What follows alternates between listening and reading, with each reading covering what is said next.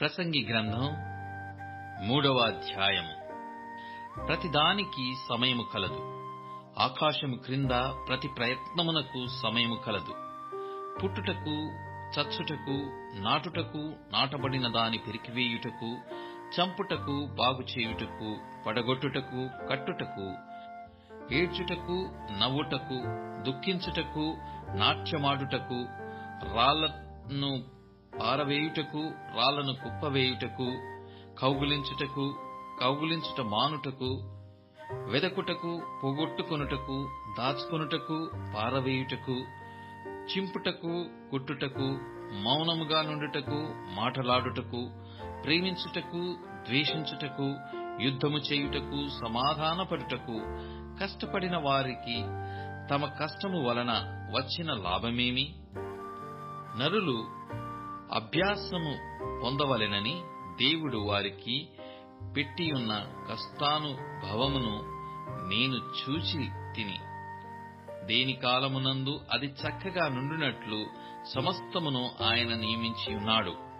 ఆయన శాశ్వత కాల జ్ఞానమును నరుల హృదయమునందుంచి యున్నాడు గాని, దేవుడు చేయు క్రియలను పరిశీలనగా తెలుసుకొనుటకు అది చాలదు. కావున సంతోషముగా నుండుట కంటెను, తన బ్రతుకును సుఖముగా వెళ్లబుచ్చుట కంటెను శ్రేష్టమైనదేదియు నరులకు లేదని నేను తెలుసుకొంటిని.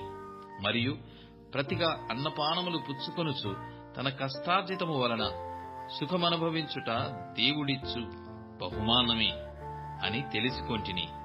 దేవుడు చేయు పనులన్నీయు శాశ్వతములని నేను తెలుసుకొంటిని. దానికేమీయు చేర్చబడదు, దాని నుండి ఏదియు తీయబడదు. మనుష్యులు తన యందు భయభక్తులు కలిగి ఉండునట్లు దేవుడెట్టి నియమము చేసియున్నాడు. ముందు జరిగినదే ఇప్పుడును జరుగును, జరగబోవునది పూర్వమందు జరిగినదే. జరిగిపోయిన దానిని దేవుడు మరలా రప్పించును.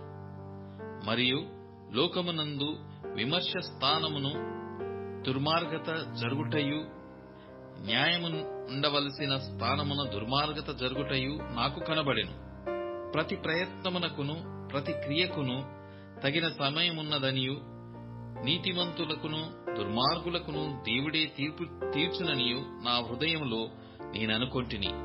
కాగా తాము మృగముల వంటి వారని నరులు తెలుసుకున్నట్లును, దేవుడు వారిని విమర్శించునట్లును ఇలాగూ జరుగుతున్నదని అనుకొంటిని. నరులకు సంభవించున్నది ఏదో అదే మృగములకు సంభవించును.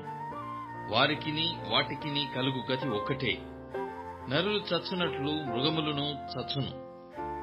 సకల జీవులకు ఒక్కటే ప్రాణము. మృగముల కంటే నరులకేమీయూ ఎక్కువ లేదు. సమస్తమును వ్యర్థము, సమస్తము ఒక్క స్థలమునకే పోవును. సమస్తము మంటిలో నుండి పుట్టెను, సమస్తమును మంటికే తిరిగిపోవును. నరుల ఆత్మ పరమునకెక్కిపోవునో లేదో, మృగముల ప్రాణము భూమికి దిగిపోవునో లేదో ఎవరికి తెలియను.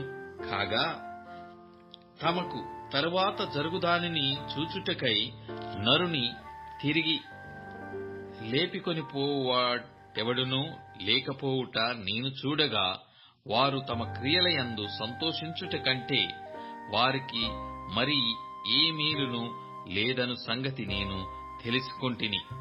ఇదే వారి భాగ్యము.